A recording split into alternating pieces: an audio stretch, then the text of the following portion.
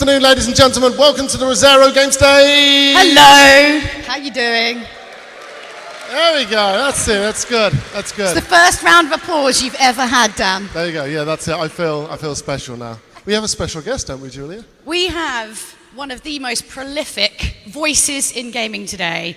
If you don't know his face, you will certainly know his voice because he voices everything. Pretty much monopolizes pretty much. every game you've ever played. It is the one, the only, Mr. Nolan North. Let's have a big round of applause. Come on, Nolan. Come on down. Woo! Thank you. Welcome. You get a whole sofa to yourself because you're so important. I can't hear a word you're saying. There you go. Just getting It's quite comfy. echoey. Welcome. Thank you. Thank you. Nice to see everybody. Somebody saw in line earlier. Thank you for coming out, asking questions, doing whatever we need to be done. They all look really Should be sort of... somebody here. Look, everyone's taking photos. This is where we pose, Get the right? pictures out of your system. There we go. you can cut They all me look out. quite in awe of you. They're like this. No. That's just, they're just a lot of sugar and caffeine, I assume. Is it? Are you a bit in awe? Because it is Nolan North, right? Yes. See, look, there's nods there. They're There in you go. awe a bit. So, Nolan, we all know what you've done. Let's kick things off. What are you working on right now? Stuff that you can talk about, obviously. Yeah. Don't get fired. Well, we're still finishing up Uncharted 4. Oh, you've heard of it? Yeah, I actually just had my... This is... Does someone want to come sit next to I feel him? like lonely. We're finishing that up. It was my last cinematic mocap day, which was a little emotional. Did you shed a tear? No, I didn't. I got the lump, but I didn't shed the tear because I was hungry. I had to get home. But we'll be working on that through November, probably into maybe the first week of December. They want to be done before that because they have what most people don't know is once my job's done, there's a whole lot else to do. Because without the programmers and the designers and artists and everybody, the geniuses that put this stuff together, there is no Nathan Drake. It's just a voice in the ether. So we're working on that.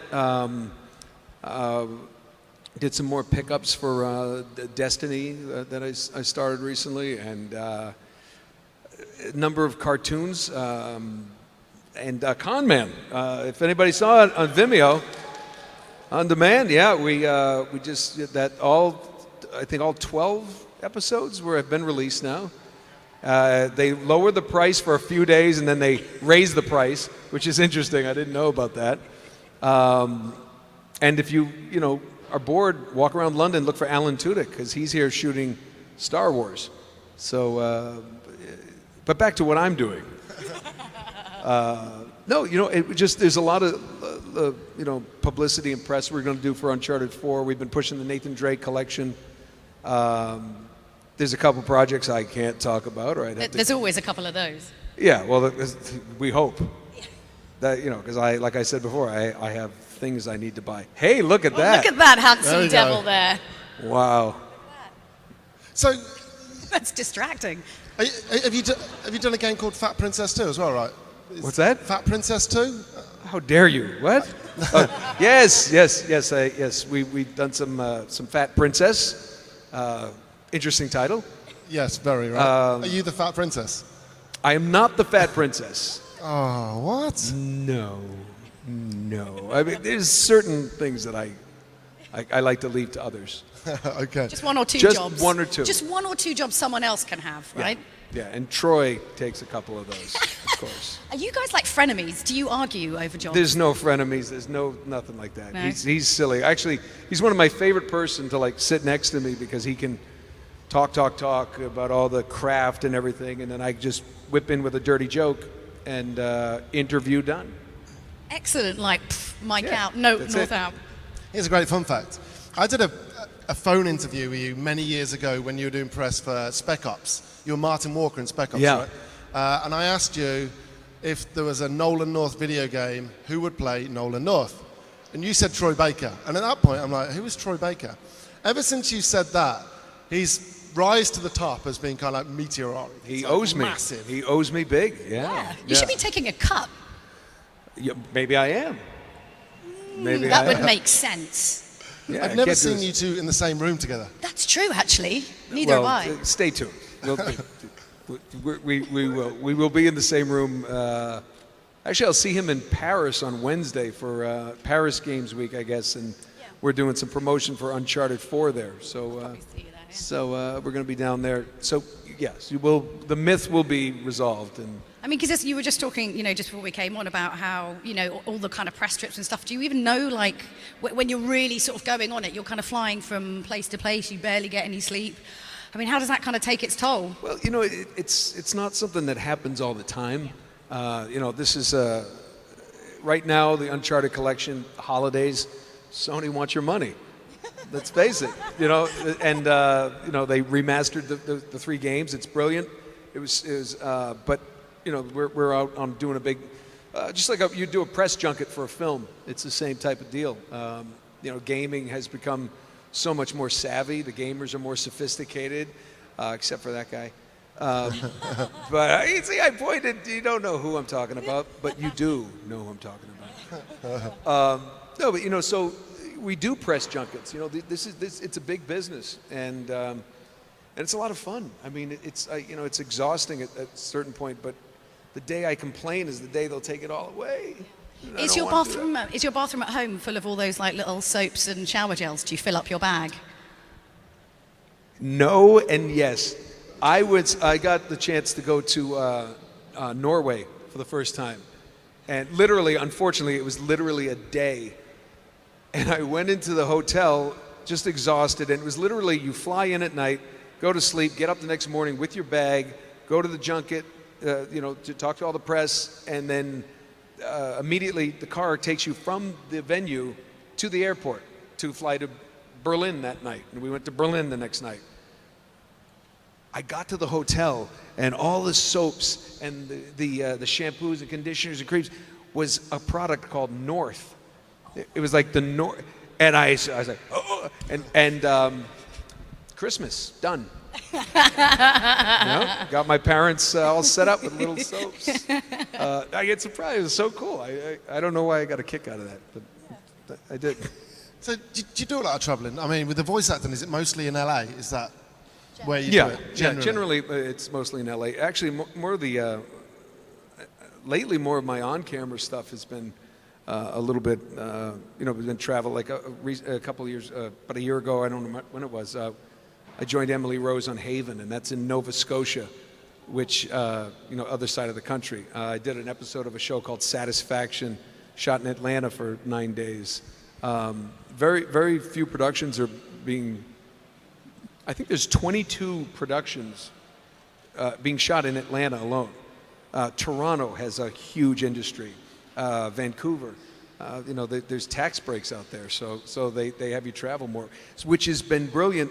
Raising 2 young kids. My kids are 12 and 15, and I've been able to do so much the voiceover and be home, and make it to the footy practice, or Americans call it soccer. I apologize for all Americans, but the Canadians call it soccer too.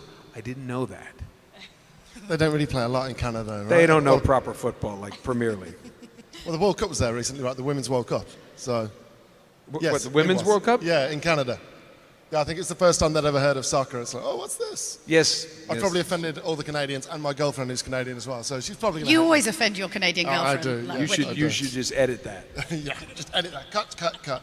So you've been in the video game industry for a long time. You've been doing video game stuff. So you've seen the shift from standard booth work to more the mocap stuff now. I mean, which do you prefer? Or do you prefer the old days where it was just in a booth? Or do you like getting physical? Well, there's still a lot of games that are just in the booth. Destiny, for example, that's, I can't mocap a little floating ball. that would be funny, though. Oh, there's so many dirty jokes right there. I can mocap too. Wow, there's kids.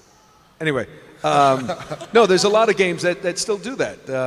And there's some games that I might just lend my voice to, and they've had other, they used to do, like stunt people might have done the work. more and more games have done this, the Uncharted style, and you know, got in there with the mocap, performance capture, whatever you want to call it.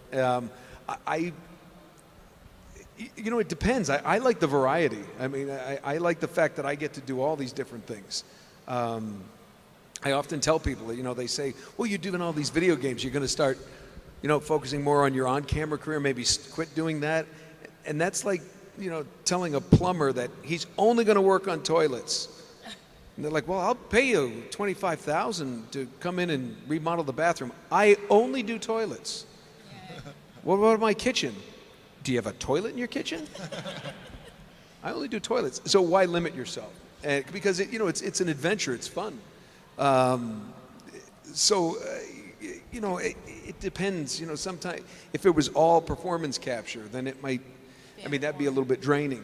But you know, there's something really great about walking into a session. You know, no shade. You turn the hat around, and you know, you just 2 hours. You kind of do like a Guild Wars. I've done Guild Wars, and I've done some stuff on that. And you know, and you're always working with different people and interesting people, and then you're on to the next thing. I do a lot of animated shows too. It's one of my favorites right now is Blaze and the Monster Machines, which a lot of people don't know, but unless you have little kids. But You know, he's just this little truck, and come on, everybody, count with me.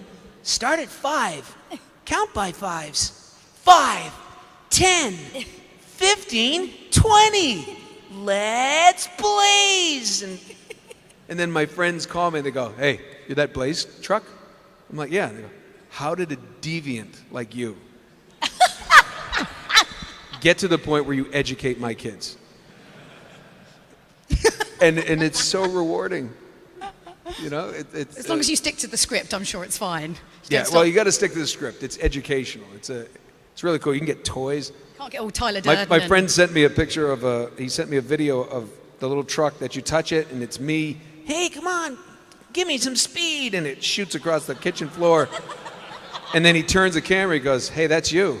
And then he turns it back over and then he goes and he kicks it across the room. So.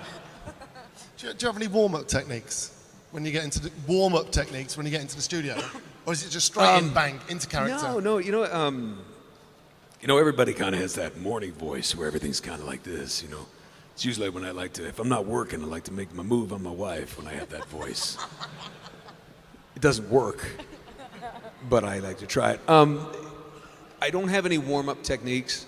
If anything, I might, sing in my car like anybody else might just sing in your car. But for me, it just kind of gets all the hach and the blech out of your throat. There's usually a lot of spitting, whatever. But no, I wish I had a better answer. Like, yes, well, the salt water, and the saline spray. And what you do is, I don't do anything. I might sing, and then we just, you just hope for the best. Do you insure your voice? Do you have insurance for it? No. No, I might. Should I look into that? I don't know. Oh, I mean, what if you went out for a party a weekend and were shouting, and then you got to work, and your voice isn't really on. Yeah, form? the funny thing is like if you get a cold, and you normally get a cold and you're a little bit stuffed up, you might start talking like this. And I can't seem to do my own voice if I have a cold. But it's really funny. Even if you have a cold, you can do the penguin. You can it's just certain. But if you want to do Deadpool, they can still attain. You can go up really high and do something like this. But you can't do your own voice when you have a cold. It's weird. I'm weird. Hey, it's me. Yeah. Does it ever get a little bit kind of... I didn't go to bed last night. I have jet lag. I've never really had bad jet lag. I didn't sleep last night, so I can taste colors right now. All the lights have tracers. It's crazy. What color does it taste of right now? What's that? What color does it taste of right now? Purple? Blueberries. Grapes. I'm sorry. See, things get weird when you don't sleep. So what? You two have met before, right? And the last time you two met, you did an impression of Julia. Do you remember that? I made you do an impression of me. I did an impression of you? Yeah. You said no, and then I was like, oh, come on, you're Nolan North. You have to do an impression of me. And then Well, you don't didn't. ever did it, did I? Yeah, it was basically that. Something like that, but I don't know. It's crazy. Basically, yeah. There you go. That's it. But she's always got a smile, doesn't she? See, Roger Craig Smith was here a couple of years ago, and he was talking about how you stand in for other voice actors. Did you do much of that? Like when I they're haven't not- done that in a long time. It's called ADR. It's when sometimes in a movie they might need one or two lines, and to call in the star, it's too expensive, and they'll get sound-alikes to do things. So I've done like about 6 of Christopher Walken's movies, because everybody does them up here, right? Wow, look at you. Out of your mind. I dream I have claws, right? And what you do is, he's more down in here, and he'll get down in here creasy. Like if you ever see Click, there's a part where he walks by, Adam Sandler walks by in Click, and he goes, Michael, don't do this. And Adam Sandler keeps walking, and you can't see Christopher Walken anymore. And there's a weird sort of pause. So the director brought me in, he goes, I just need a line here. We got a couple lines, try it. If you watch the movie, you'll see Christopher Walken's not on screen, and you hear, Michael, it doesn't have to end like this. And that's me. I did, weird though, like, 2 for the money. Brandon, pick up the phone. Brandon, Pacino. In case you didn't know. And I was doing that, and then all of a sudden they needed just like one line from McConaughey, so he just kind of sat in there and said that, bro. And he just has this little whistle, and he says some certain S's. So there's been a few. Travolta, but not like the Barbarino. That was not really. That one's not funny because it kind of sounds like him. But if I did it, you'd be like, it's like, you're gonna shoot me, Carver? Like that doesn't sound like him. But if you put his face up there, it really sounds like him. But there's people. I have friends who've done Sam Jackson. They've done, because it's just cost efficient. You don't have to do that anymore now, because Well, I would, but I have a very busy schedule. Don't need that anymore. Do you do a lot I of wouldn't. impressions? Obviously, aside from those, do you kind of practice just by trying to learn voices? Is that something you do? I've said this before, but I kind of get paid to do what I got detention in school for.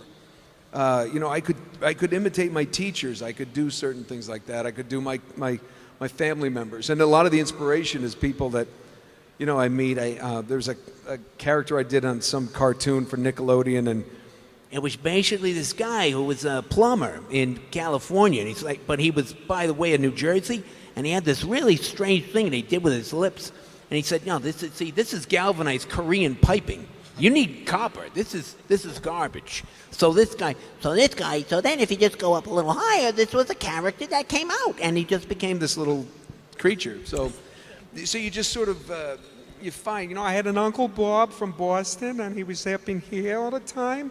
And you find these different voices and where they live in it's all, you go. And then you can go down and be someone completely different. Maybe a female from somewhere in North Carolina who doesn't really know where her grandchildren are. And I was in charge of them. But they quick. They run. And I think the little one was swimming. So it's just weird. And then they pay me. See, if I had this kind You of should ability, pay me. we are right. That wasn't free. Dan doesn't pay anyone. So, do you prank people then, like prank calls? I did. We did a lot in college. Yeah, yeah. But I don't do it anymore. Really? Yeah. People are most disappointed that my outgoing message is just like, I've reached Nolan, leave a message, call me back. And they're like, really? Really? That's you, voice man? You're just going to do that? I'm like, the professionals call me. Like people want to hide. I can't do that anymore. But we had a lot of fun with it. We might try something later on. We've talked this behind stage. We're going to try something later on. Whether it'll work, we don't know, but we're going to try it in a bit. So stay tuned to that one. Do you have a favourite voice role? Is it Nathan Drake or? Yeah, I think Drake was always, you know, my heart of hearts. It was my favorite because it was full. It was my break, right? I mean, it'd have to be considered my break. I mean, I was working a lot, but that changed the industry a lot, and you know, and to be the main guy in that. I mean, you know, I've had other voice actors come to me and say, you know, people didn't know who a lot of us were, especially in games, and then, you know, but when people start saying, oh, but you were the first one, you're a pioneer, it just makes me feel old. It's like, oh shit, I've been doing this way too long. But it's, yeah, it's, you know, from the get-go, I was encouraged to put so much of myself into the role. It was just the most collaborative set and great people that I've ever worked with. I became a better actor on camera and voiceover wise and perform, because, you know, I said this in some interviews earlier, but Gordon Hunt, who was our director for the first 3 games, it's Helen Hunt's father. He was a mainstay at Hanna-Barbera Animation for years, and just a wonderful guy. We always treated Uncharted like a film or a television. It didn't matter, and he was the one who used to laugh and say, at certain points we said, well, we can't end the scene like that because then it goes right into gameplay. And he goes, oh, okay. And then he'd look at me and go, do you believe this? They're going to turn our movie into a video game. Because that's, you know, we just treated it like a, you know, there was a time when people said, well, it's just a video game. Yeah. And, you know, as the technology increased, as you know, they saw the opportunity for stories to be done, this became much more than just a video game. But you see, like with something that's, you know, completely created out of nothing, the voice is the human attachment. It's the emotional attachment for the whole thing. And it was always really frustrating. We'd have like a fantastic story in a game, and then you'd have some really subpar where you're like, well, I'm just really aware that this is a game now. Like, you know, like Resident Evil. You must have heard the old voiceovers for Resident Evil. I know nothing. I say nothing about anything. Everybody's great. It's like a BBC computer. Someone's just typed in some dialogue. Hey, watch out. There's someone coming. Quick, Jump. now. Yeah. That's actually not bad. Well, depends on the context, right? Well, you know, but when I first started, you know, a lot of it was just, you know, a battle chatter. You know, just get down, frag out, grenade. You know, you're doing those things. But I remember one of the first ones I did was for that kind of job was, I think it was Call of Duty 2. But I got to be Sergeant Randall, and you had to follow Sergeant Randall at Omaha Beach and storm. And I was just fascinated with World War II since I was a kid. I used to read the Time Life books in something called a library. Some of you don't know what that is. It was before the internet and cable. Cable. Now it's satellite. I'm so old. I'm not old, but everything's moving faster than I am. So it was just interesting because, you know, doing that game and yelling and people going, why would you go do that? And I'd say, geez, have you seen what they're doing, what this looks like? And at the time, that was amazing to watch that, you know, the bullets and everything. And then to see how things have progressed and to be, you know, a big part of that. Not a big part of the advancement of the technology, but to be part of the industry and watch that. I'm a big fan of what the gaming industry can do.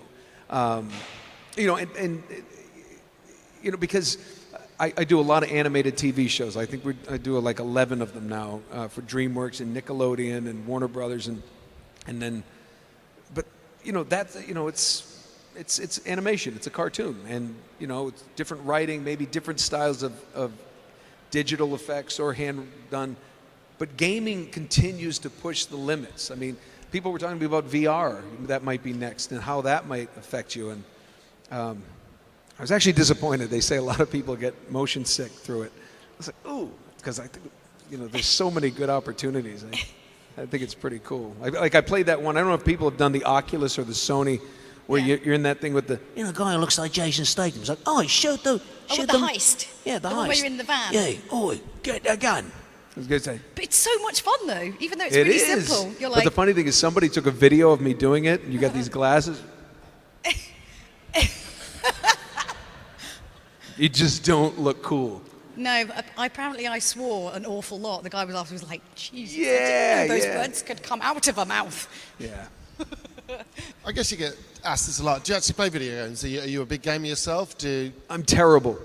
I'm so bad at it. I grew up with the orange button and the joystick, and now you need an engineering degree to figure out. Like I'll be playing FIFA with my son, and I'm like, okay, how do I cross it? He goes X, and I'm like, X, where's X? He's like, oh, I got the ball. I'm like, oh, damn. So I promised my son I would do the remastered Uncharted all the way through because I've played different parts, but he said he'll help me through on the easy level. It's hard to kill yourself over and over. Well, I've never played through it. I just haven't. Isn't that a little too vain? It's like, let's see how good I am. And it's not like that. I don't really. That doesn't really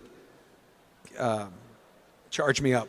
But I enjoy like other people like that I know. I'll watch some of their stuff that they've done, and just I promised them I'd go through it so I could do Uncharted 4. They said there's an easy level, and so I'm going to try to do it on that and see what happens. Do your kids like brag about it, about what you do? No. Really? Are you still really dorky because you're dad? I come to London to feel cool. In my home, I'm in charge of picking up the dog turds in the backyard. That's a true story. I was once being interviewed by someone in the UK, actually, on the phone, and he said, "So, what does a video game star and voiceover and actor do on his weekends?" I said, "What do you mean?" He says, "Well, do you have parties? Are you doing it?" I said, "I'm literally picking up the dog poop in my backyard as I talk to you." And I was walking around like this, and I have big dogs, like little ponies. They're like Newfoundland and Great Pyrenees, so you can't miss it, and it's heavy. Have you got a franchise that you'd like to work on, like your dream franchise? I think I've done it. There's some possibilities and some things in the future. That again, I'm not going to say, but I don't plan on slowing down. And there's some things that could pan out in the future that I'm excited about. But Is it frustrating not being able to tell people? Yeah, a little bit. I feel like, I'd love to tell, but here's the thing. If I said something and then it didn't happen, because things can change in the blink of an eye. But, an interesting question that I get a lot along those lines is is there a role that I haven't done? I've done them, come on. There's like 3. That would I like to, and there isn't. People are surprised to hear that. I really enjoy other actors. Like Steve Bloom, who has done the Wolverine voice because he was born with a cigar in his trachea. He's amazing. And if somebody, sometimes oddly enough, you'll get auditions to do something as Wolverine. And just pass. Because I would only be doing a Steve Bloom impression. And he's the king. He's so good at it. Excuse That's me. him flying through. I think that's next door. It happens when I fly. I'm sorry. No, so there's so many, and I really enjoy the performances other people put out there. That never really appeals to me. So I've got to ask about the voice actor potential strike. Have you been involved in that much? No, I stay as far away from all that as possible. I don't know any of the facts. I don't know. The producers have never. There's never been a real negotiation yet, so the producers have never put out on the table. They didn't get the opportunity to put out the what they offer, and what recently happened was they authorized a strike. It's not like a strike.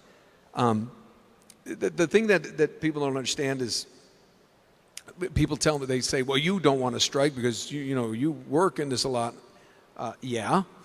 But number two is any job that's already been started, you're contractually obligated to continue that whether there's a strike or not. And I have a few things that I've started that should go for the next couple of years. So it's not that. The thing, nobody wants a strike, but I think the thing that it really would hurt the actor that I was 10, 11 years ago who had this opportunity. Here's a new stream. I was on a TV show, got canceled, and then like any journeyman actor, I did CSI Miami, which everybody's done, and then NCIS, you do JAG, whatever, these different shows, you kind of bounce around, and then all of a sudden somebody said, do voiceover, and well, yeah, but getting into animation and cartoons, it's really hard. They said, well, what about a video game? I was like, yeah, I'd do that. I have kids. Let's do it. Let's make let's. And so I would do that, and then I enjoyed it, and it led to the next one. And people ask me, how did I find myself here? And a lot of times it's in any business, it's luck. It's being in the right place at the right time, and being able to yell for hours and not complain about it. So when the people, a strike would really hurt the people who might be trying to break in, who might need that paycheck to continue the dream. So I'm really hoping. I don't have the facts from either side yet of what they're trying to do. So I respectfully just trying to stand back and wait to see what happens. I think basically it was like kind of the original like general contracts were set up like in the 80s when it was first kind of started, and I think they're just looking to kind of renegotiate the kind of basic rate. I think that's roughly what it is. Things like bonuses as well if the game sells like over percentages a certain if a game does really well, that kind of Yeah, thing. they're talking about like a residual or / bonus structure for a game that is considered a hit. The problem with that is I think somebody told me it was like if it sells 2 million units, I believe the Order did that and lost money. So that formula doesn't necessarily work. Unless it was done by profit as opposed to Yeah, sales. but the only concern I have about that is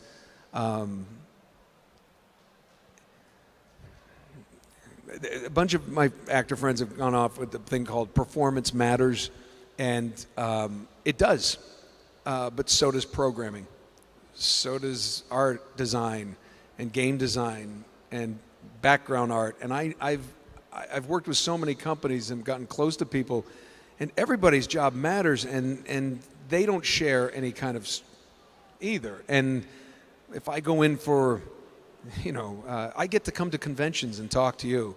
You don't get them. So there's a crisis of conscience I have. I need all the facts again, but I have a bit of a crisis of conscience knowing that why should I get more? I need to know why they should get some more too, if there more is there. So it's like, how do you? Yeah. I don't know where that extra money is.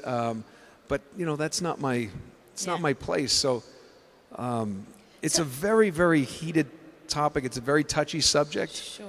So I hate to hem and haw, but it's That's all right. it's like I if I get a piece, then I would like everybody to get a piece. And I know that might sound a little Pollyanna, but it seems fair. And I don't know if there's a formula where that works. Like it does in television or in film. Yeah, so TV syndication, that's after it gets over, was it like 100 episodes or something?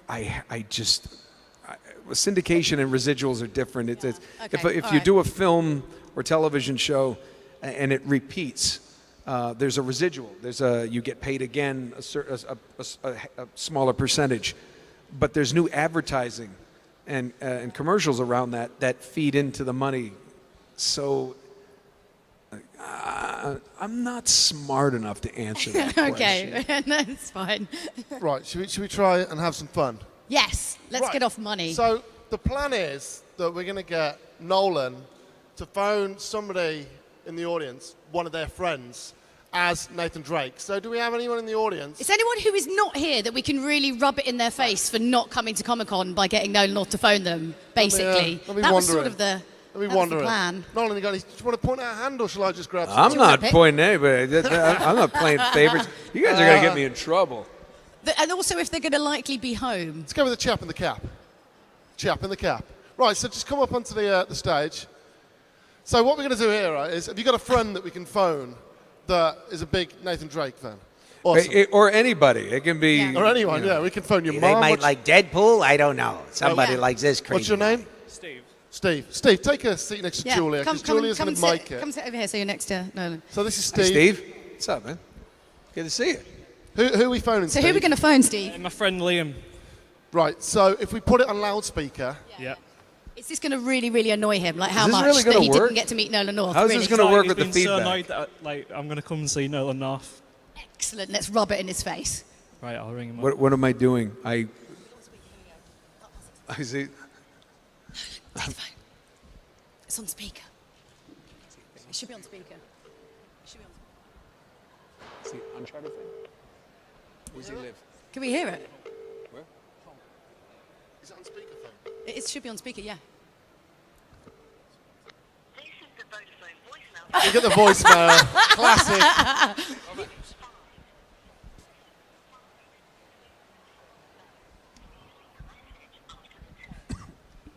Finish recording. Please hang up or press the hash key for more options. Liam, hey, it's Nathan Drake. Listen, Sully's pinned down. I need your help. Okay, this is no joke. Your buddy's here at the MCM London Comic Con, and we're backstage, and I'll be goddamn, but Lazarevich is back. So listen, if you can get down here from Hull, we need your help, okay? Just me and about 500 other people. Yeah, Liam. This is Nolan North, and it so sucks that you're not here right now. Call us back. Gonna get a round of applause Yeah. for that, right? That's amazing. I don't know. That's it. He got it. Right, Steve, you can stay there for a bit. I'm going to wander But into any, the any audience Deadpool fans that we can phone up? and take questions. We're going to take some questions. I'm going to wander back. I'm going to wander here. Do you have a question? If you can stand up, that'd be Voicemail's great. always good. How long you been voicing Deadpool for? I'm sorry, I can't hear you. How long have you been voicing Deadpool for? How long have I doing Deadpool? Yeah. You know what? I'm actually very privileged to have been the first one ever to do Deadpool since Hulk vs. Wolverine DVD, which was one of the most interesting jobs I had. Apparently, they had recorded that in Canada or for some of the stuff, and I had been doing a show called Wolverine the X-Men, and the producers of that, one of them was Craig Kyle, came to me and he said, "Hey, you know what? This guy did a great job, but we're going to replace his voice because it wasn't quite what we were looking for, and what we're looking for is what you do between takes as Cyclops, because I did Cyclops in Wolverine the X-Men." And I said, "What do you mean?" He said, "You know how you're always just shooting your mouth off being a wise ass?" I said, "Yeah." He goes, "That's Deadpool." So we literally went back and followed the animation. If anybody has the DVD, watch the behind the scenes. And it was literally just, "Hey, Wolverine, I shot you in the ass." Made it up. "Hey, what do you say? Rockabye, bang!" Hit me just because I'm watching the video, and it's kind of like chasing picture, which is interesting because years later when I got Uncharted, chasing picture is what we do during your gameplay. The designers will play through a level, and then I'll sit there in the booth and just be running around, and if they look up at something, I'll be like, "Oh, look at the face on her," whatever. And then if you remember in the Chateau level, I run through, "Sully, this way. Hey, popcorn machine." Just Marco Polo. That Marco Polo in Uncharted 2 was just made up on the spot because they're running through and he jumped in the water, and I'm sitting there with Claudia Black at the time, and I went, "Marco." And she went, I'm not going to say it. I'm like, come on, Marco. And it was just riffing. And that stayed in the game. It was interesting. So I think I've been doing it ever since. All the Capcom games and then the Deadpool game. And yeah, he's one of my favorites because he's insane. Cool. Right over here now. Right, if you can stand up, please, sir. Thank you very much. That's cool. Hey, Nolan's. Hello. Hey. Are you knowing Uncharted for? Is it working? Yeah, it is. But see, the it's made to go that way.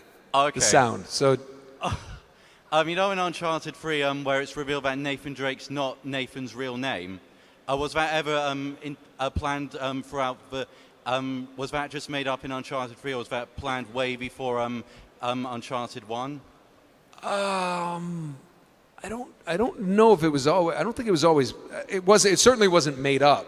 Planned. In fact, when I found out about that, I remember feeling a little disappointed. Because I had already visited the replica of the Golden Hind here in London. I was going to put an offer on it. I don't know. That was just a story plot that Amy Hennig, who created the series, came up with and wrote. And it was. I remember you remember in the scene in Uncharted 3 with Rosalind Ayers, the actress who played Marlowe. She's like, oh, how very Dickensian. She does that whole thing. I remember doing that scene, and it was very, again, this is not just a video game. This was treated, and she was a brilliant actress, and it was I remember that day specifically. Out of 10 years, that was a very powerful day just because she just made me feel so, small. She knew everything. It's like somebody who knows everything about you, and you never knew that, and she knows stuff that you don't know, and you're just, everything that you've ever created, and I think Nathan Drake at that point had told that lie and so much that he almost convinced himself that it was true, and she just wiped that all away. It was a really cool scene. Yeah. Right. Well, way back. I hope here I answered now. your question for what I can hear. Right. Well, way back here. You should be able to hear us. I hope. Hey, how's it going? Hello, I can't hear you. Oh, can you not? I'll try speaking up. My question is, what's your favorite scene throughout the Uncharted trilogy? My favorite scene? Yeah. Oh, man. From the trilogy? Or You can put in Uncharted 4 as well if you like. No, I can't do that. You guys are trying to get me in so much trouble. My favorite scene in Uncharted, you know what? Here, it was so much fun to film them all. I became very good friends with Graham McTavish through the making of this, who was Lazarevich in Uncharted 2, and we'd known each other before that. But then he was Charlie Cutter in Uncharted 3, and we did a scene. One day with Richard McGonigal and him, and Richard Graham and I, where we kind of have to get through in Uncharted 3, we're getting through before Cutter gets claustrophobic, and they have that fight with him. And as we're going down through that underground, and another kind of ad-libbed kind of improv thing, because the whole Charlie Cutter claustrophobia was just Graham McTavish's idea. He came up with this idea where he said, wouldn't it be funny this thug just really didn't like tight spaces, that he just kind of freaked out. And Amy Hennig thought it was funny, and that improv ended up becoming a story plot where you go through that when he gets drugged and he gets through that, he gets that, and that's when you get into the big fight with with Drake. But as he walked through there, he did the thing where McGonigal said, all right, lead on, McDuff. And he goes, lay on, McDuff. And then all of a sudden, McGonigal just turned and he goes, what? He goes, it's lay on, not lead, you imbecile. And we just had so much fun with that. And, because then I don't even know if it made the game. I can't remember, but I remember turning to him and going, who's McDuff? And, And, Cutter, here's this thuggish guy who's clearly well-read and well-versed. And it was a terrible answer. But I just remember the camaraderie that we had on that set. There were so many great days. But that was one that kind of sticks out in my mind. It was the almost love scene with Claudia in Uncharted 2 was hysterical because it was like, so how close? You could only at that time we could only get like this close. You couldn't really kiss, and then we found out later. Oh yeah, they can. It's like that would have looked better, but it was just weird because she's just. I could go on forever. I should write a book. But I mean, it's But nobody will buy it. It's obviously amazing, they let you kind of have that sort of freedom, because you always imagine, doing voiceover, you get a very tight script and you've got to stick to it. But I guess that's because there's so much of you and because it comes from quite an honest place. I mean, that's why you enjoy the relationships in Uncharted, because they seem really natural, right? It's the to and fro, it's the kind of little asides that make it realistic. Yeah, but I got to give a lot of credit in that trilogy.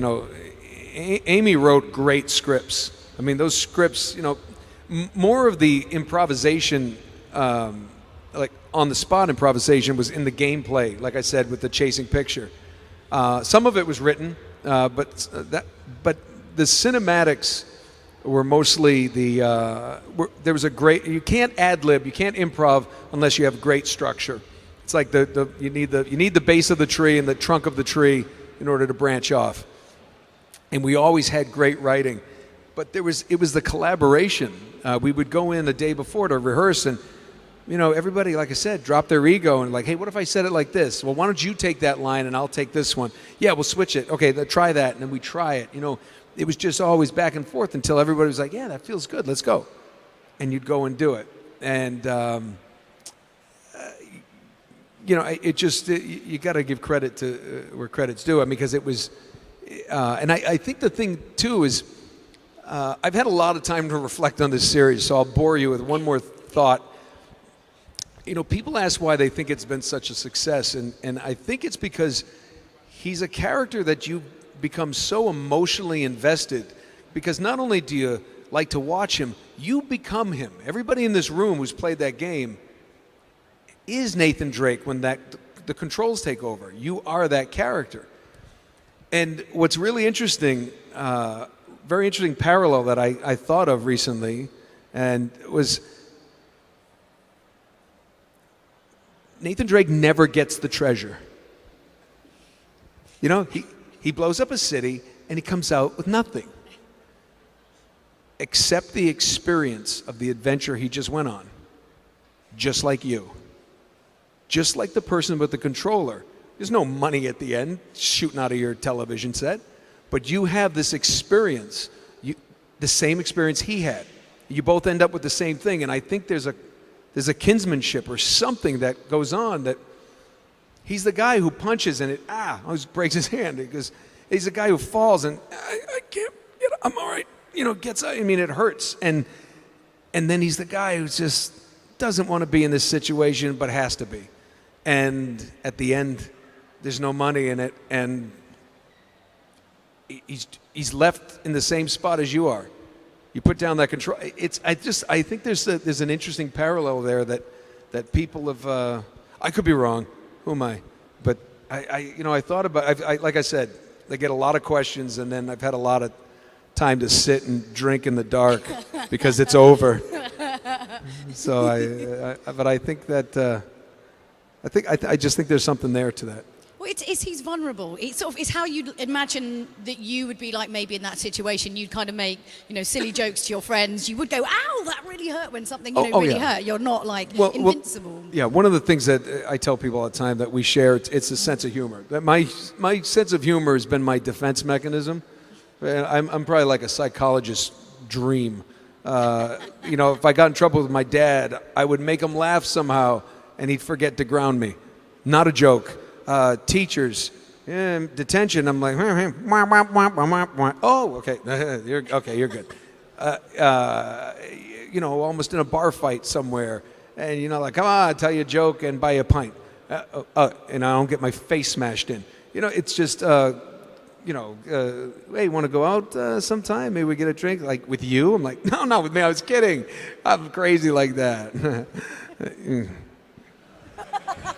That happened a lot more often than not. But Right, we've got time for one more question, and this gentleman here is going to answer it. Ask it, should I say. You're not going to answer it. that's That'd a be Game awkward. of Thrones beard. There's been a bit of talk about an Uncharted movie. Is there any chance they might just do the right thing and cast you as Nathan Drake in the film?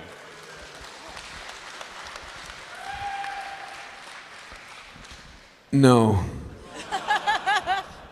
Send them my way. No, you know what? I get that a lot. It's the business of big films. If they do it, I mean, people. My friend, that did Con Man series with Nathan Fillion, right? And people for years said he'd be great, and he would be great. But the Hollywood they want, the big movie star because it protects their investment. It's all money. Yeah. What's that? Who would I want? Yeah. Well, I'd love to do it, but by the time this thing gets made, I'll be Sullivan.